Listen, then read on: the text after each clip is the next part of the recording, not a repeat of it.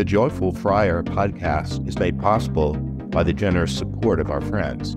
To support the podcast, please visit nathan-castle.com and donate today. Hello and welcome to this edition of the Joyful Friar podcast. I'm Father Nathan, your host, assisted today by my friend Toto. As you can see, he's got his little jingle bells on. And we're recording this on what you might think of as the third day of Christmas, the December 27th. In the Catholic Church, that's my spiritual home. This is the Feast of St. John, the Apostle, the Evangelist. He's in John's Gospel, there's a recurring reference to the disciple, the one Jesus loved. Well, a tradition assigns that role to John the Evangelist, kind of thinking of that as a way that the author humbly references himself in the story without putting his name in it all the time. On the other hand, as a writer, that's a device that you could use to make it easier for the reader to enter the story in imagination and imagine themselves being the one Jesus loved, because that would not be fantasy, that would be reality, because we're all very loved. So anyway, it's the Feast of John the Evangelist. And so today we're going to do a little podcast for you.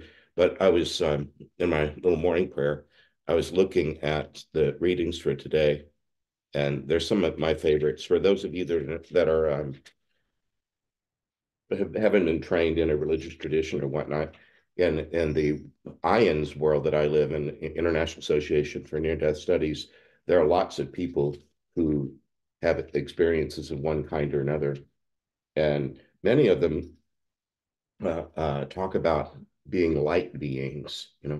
I believe that I'm a light being. I believe that Toto is. We're all energy at the most at a subatomic level, and energy expresses itself as light, as brightness sometimes. And in the Christmas story in John's Gospel, it begins with, it goes back to the beginning, to Genesis, where God said, "Let there be light," and there was light. Um, and then some people in their near-death experiences, in fact, a great many, talk about meeting beings of light and that are visible to them in a way that is extraordinary. Well, maybe some of you have had an experience of some sort of apparition or of some extraordinary manifestation of light. But many of us have lots of ordinary ones when we allow ourselves to be light, to be transformed into light, and bring light into the darkness of other people's lives. So anyway, I'm still pondering Christmas because it's a 12-day feast, or sometimes even a little bit longer than that. But anyway, that's a little entree into this story. This episode is the second of three parts. We do this when we introduce a new story from one of the Afterlife Interrupted books. And right before Christmas, in the middle of December, we got the third book, Afterlife Interrupted, Book 3, Please Let Me Explain, live on Amazon. In fact, later today, I'm going to be in the recording studio beginning the audiobook version of Book 3. But one of the stories in Book 3 is called Tony, Tinkerbell, and the Floating Anthonys. Last week's Joyful Friar episode told his story in brief. He was a young Italian man, about 23 or 4, working a temporary job. He did not want to be involved in family businesses. His parents, aunts, and uncles all had small businesses, but they quarreled a lot, and he didn't want to join any one of them and then be pulled into their drama. So he was working a temporary job as a laborer, roustabout kind of in the oil and gas industry, and was inside a refinery when he was killed in an accident involving a van tumbling down an incline toward water inside a refinery. Well, anyway, You can go back to that story either in the book form, in book 3, or at last week's podcast.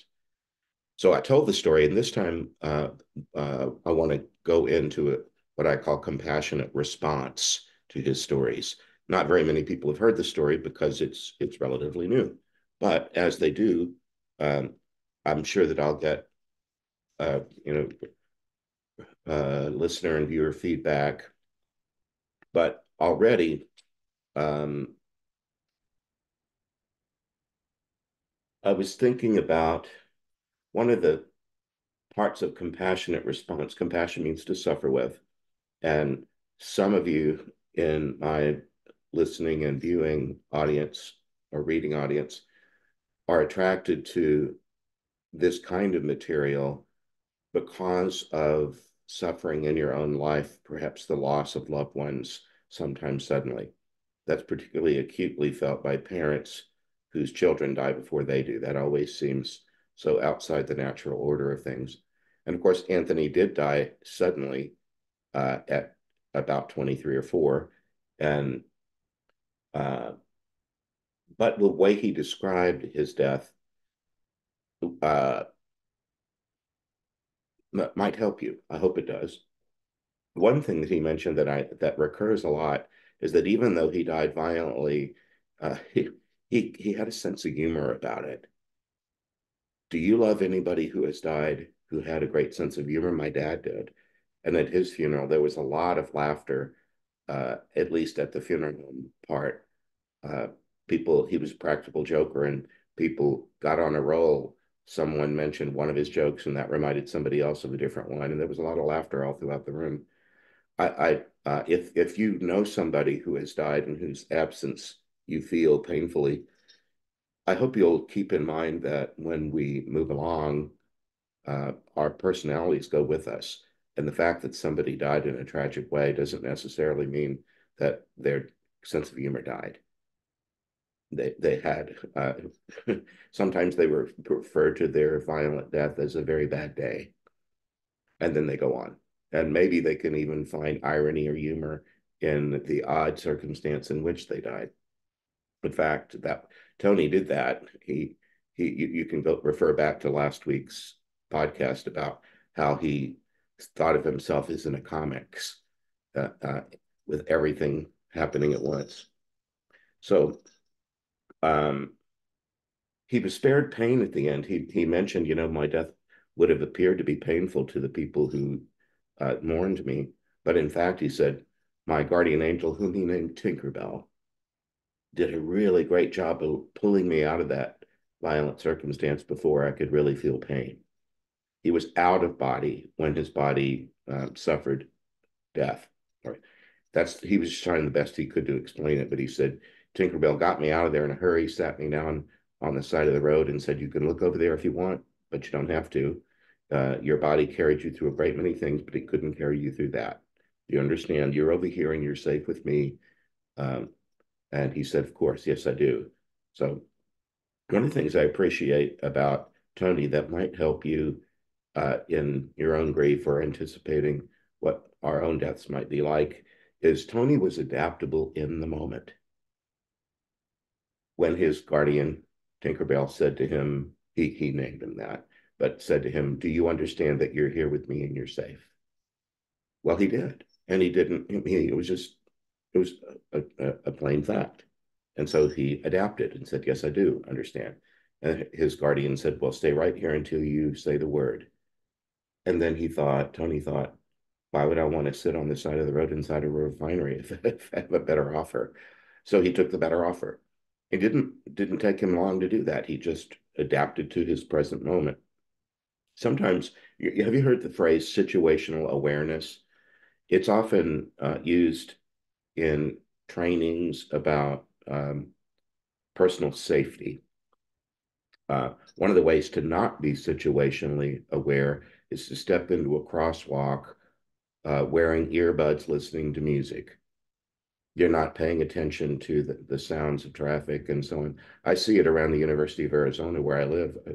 A lot of college students have grown up in the digital world and are used to having their their minds distracted by podcasts, maybe, I don't know, their music or something, and not particularly aware of what's going on around them. Well, um, Tony had great situational awareness in the moment that preceded his death and in the moments afterwards. And because he could pay attention to what was happening right around him, he could respond to it and act in the moment. Um, Sometimes grief can pull us out of our moment and um, tempt us towards reliving past moments. If only I had said or done this or that, or reminiscing about bygone uh, happy times with a sadness that they'll never be again, and so on. That kind of thing can pull us out of our present moment and not serve us well. Um, when I have to grieve, um, naturally some of it takes you into the past with experiences that you had with a loved one.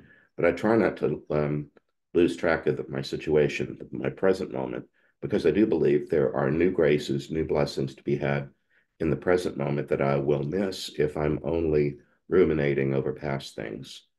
Or you can do it the other, you can go into the future and be frightened about all kind of things. Situational awareness can help us be in the present moment and be open to the present grace. uh, one of one of the things about grief, in my experience, is that it can make us feel deprived of something that we'll never have again. That would sadden anybody. On the other hand, one of my metaphors for life is The Wizard of Oz, because my first book was about Oz, and I have a great love of that story.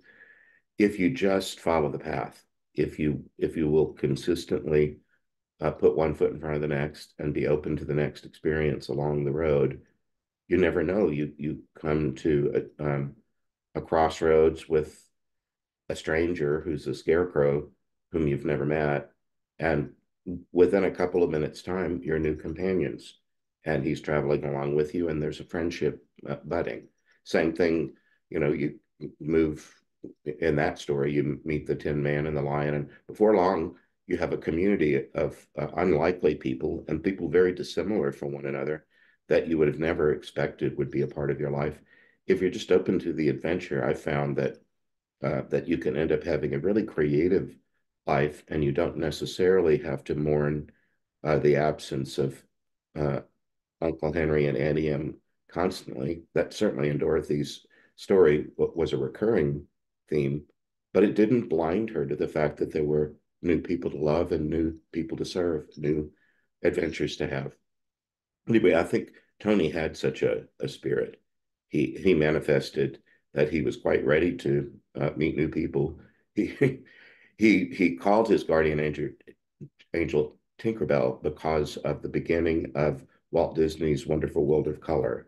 When I was a child and color television was just beginning, that was one of the most vibrant. It was one of the earliest shows to be in color, and at the opening each Sunday night, there was a full screen picture of the Magic Castle at Disneyland, and then Tinkerbell from Peter Pan with a wand that hit it three different times, and each time I think it was primary colors, uh, uh, reds, blues, yellows, whatever, sparkling and making the whole thing light up.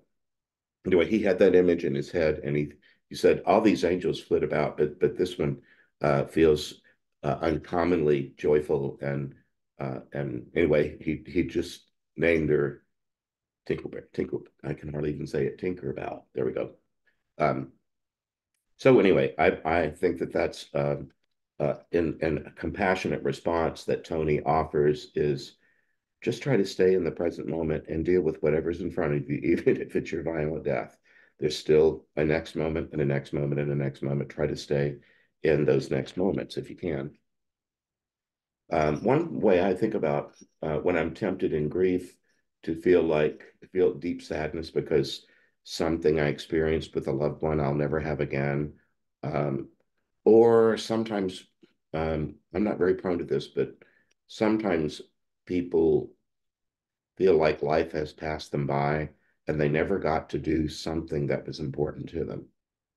People in a young adult group particularly women, at least in my experience, that were pushing 30 and hadn't married and didn't have kids yet, and had some sort of a script in mind for their life that by now they should be married and they should have kids.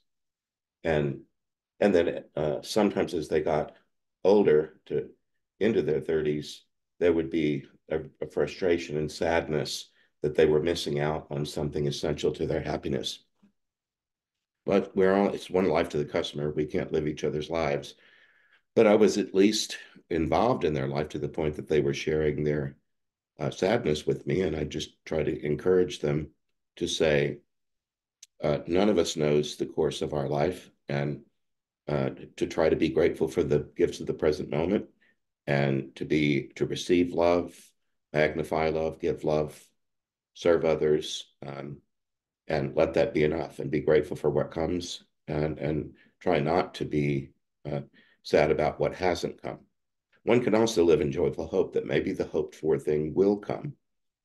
And one of the ways I do that is because I believe that I'm eternal, and that's not just a religious idea, it's a fact of my existence that I came into being as a being who will never stop being.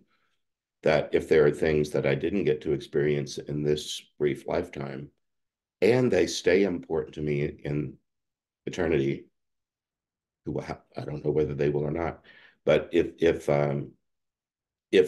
there's some experience that I didn't get to have here that stays important to me in eternity, I believe that I could ask God, who is the giver of all good gifts, may I please have that experience. We'll see. But anyway, Tony had that about him, that he just seemed to live in the present moment and enjoy it. One thing he told us was that he, in high school, had already experienced kind of carousing and heavy drinking. And that even though he was a guy with a whole bunch of other guys in their early 20s, he said we worked so hard that by the end of the day, they were often like piled into motel rooms. And he said there wasn't a bunch of heavy drinking and carousing because we'd all worked so hard we were tired. And he said, I wasn't attracted to that anyway. I'd seen enough of it. And I didn't want to work that hard and then waste my money. Well, that's sometimes I teach the gifts of the Holy Spirit, and one of the gifts of the Holy Spirit is the gift of knowledge. The gift of knowledge is classically understood to be learning what every moment of your life could teach you. You've been through a thing like this before, and you know because you've experienced it that this is positive or negative, something that you want to take part in or don't. And that you can look at your life as a school that's always giving you an opportunity to know more and more different things because of more and more new experiences. Well, for a young guy, Tony already had the gift of knowledge, at least with regard to what he called heavy drinking and carousing. He had seen it, maybe experienced some of it, and just thought, nope, don't need that. Don't want that. So he had that gift of knowledge. Um, One of the things that was so strong in his story was the way he described his family to us, that he loved them and they drove him crazy. That it was a big, raucous, extended Italian family, many owning small businesses. He said he was working in somebody's small business from the time he was about 8 or 10, at least in the back, moving something around or whatever. He said that's the way family businesses work. Everybody pitches in as they're able. But that the aunts and uncles or the grandparents or whoever were too critical of each other and got their feelings hurt too easily and gossiped about each other. And he just didn't want to be involved in all that drama. That's why he wasn't working for any of them at the time of his death. But he ran into his family in eternity, and he called them the floating Anthonys because they were uh, out of body. And however they appeared to him, it looked to him like they were floating. and and he said we could hardly name anybody anything except Anthony or some variant of that name: Tonette, Antoinette, Tony, Anthony. He said we were all some version of Anthony, but he said that they told him, you're going to enjoy being around us more than you did before because we're not allowed to annoy each other for all eternity. We have to behave like adults. I just thought that was great because whose family doesn't have some element of that in it, where somebody doesn't get along with somebody else, or there's somebody that uh, is annoying or whatever. That's just quite common, and maybe it's more than something kind of surface or superficial. Sometimes the family dramas are deep and painful and cause big splits and rifts. If that's been the case for you, you might look in joyful hope at Tony's story and say, maybe there is a version of my family that I haven't ever experienced yet. Maybe I'll one day get to meet my mature mom, my mature dad, or my mature aunt or uncle or sibling in a way that we're beyond all the pettiness and all the grievances and differences that cause pain. Anyway, he was enjoying being with the floating Anthony's. And then he said, and I got to meet the big guy. He knew about Saint Anthony of Padua, the saint in the brown Franciscan robe. And he knew that some of the Sicilian ancestors, the grandmas and great grandmas, had a love for Saint Anthony and kind of talked to him like he was in the room. That was in my family. My grandmother, my parents, all had relations with the saints, but my grandmother in particular had a great love of Saint Anthony, the same Anthony. He got to meet what he called the big guy, and and then he enjoyed saying that he's really kind of a normal guy. He talked a little bit about how Italian men would often go toward the church and then smoke on the steps while the women went inside. And he said something like, a lot of Italian guys didn't like the messages coming from the priests or the old women that they needed to change themselves somehow in order to fit in. That you couldn't tell an off-color joke or use a cuss word or something like that, because if you did, the roof would collapse or something.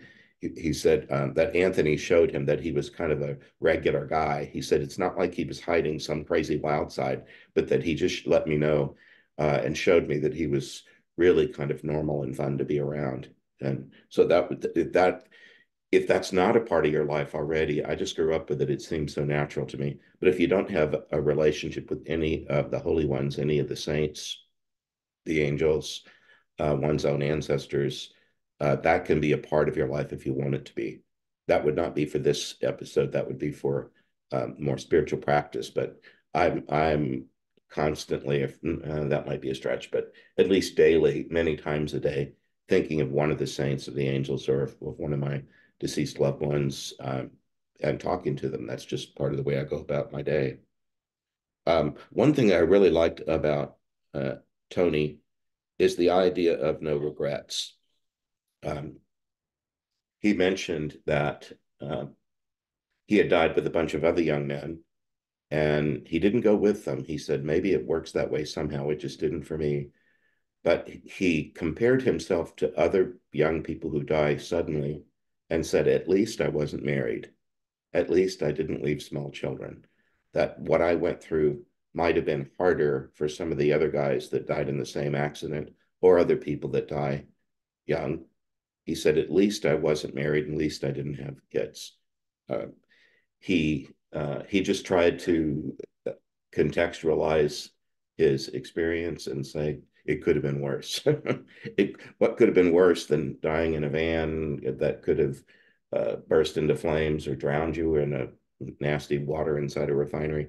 But he had that gift of just saying, I'm okay, and he didn't have regrets about, dang it, I got yanked out of my life before I could be married or before I had kids. He just didn't approach it that way. He just said, it is what it is. I like that. And then we asked him at the end, we always do two conversations. We do the one after we've received the dream and go into prayer, protected prayer, and help the person do the crossing that they need to do. But if we feel like their story is one that we'd like to tell publicly, we don't do that without permission. So we go back and ask a second time, would it be okay for us to speak of your story or include it in a book? When we did that, they understand that that they have an opportunity to say something that will be remembered in print. So if you want to be remembered for something that you said, here's your chance.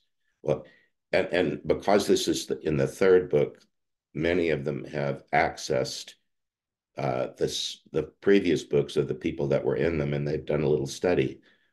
And Tony understood that he was being invited to give advice to you. And so he took the opportunity to say, hey, go fast, get over it. Whatever you got to do in terms of grief or coming to truth or human growth, overcoming obstacles, whatever it is, go fast, get on with it. And he also said, even if the work that you feel, I'm talking about spiritual and psychological work that you need to do, even if it seems impossible, that it's beyond your strength, push against the limits, whatever you think the limits are. He said, in his experience, that every time he did that, uh, resources that he didn't know existed showed up. And he had power and strength supplied by others to meet the challenge. So he said, everybody can do things their own way, and there's no shame in going slow if that's what you want to do. But he said, if you want to hear any advice I have to give, go fast. Uh, and he said it in a way that I thought was very appealing. Like, you're going to love it. You're going to be grateful that you went fast if you choose to go fast. If you don't, that's your own business. But if you want to listen to anything I have to say about it, don't plod along thinking you can only do this much and no more. Ask for the help to go deeper, higher, broader, whatever. Work on your whatever it is you need to work on and advance. So that's enough for this episode. Next time will be the third of three. We'll go into some spiritual practices that might assist you, that it kind of evolve out of the story of Tony, Tinkerbell, and the Floating Anthonys. But for now, that's this episode of the Joyful Friar podcast. I'm grateful that you've joined me. Remember, I am praying for you. I'm grateful that you spend time with me and with these stories, and I wish you all the best. God bless you and have a great day. Bye now. I hope you enjoyed this episode of The Joyful Friar. Please like, follow, and subscribe. You can visit me at nathan-castle.com. Send me a message by clicking the contact button. God bless.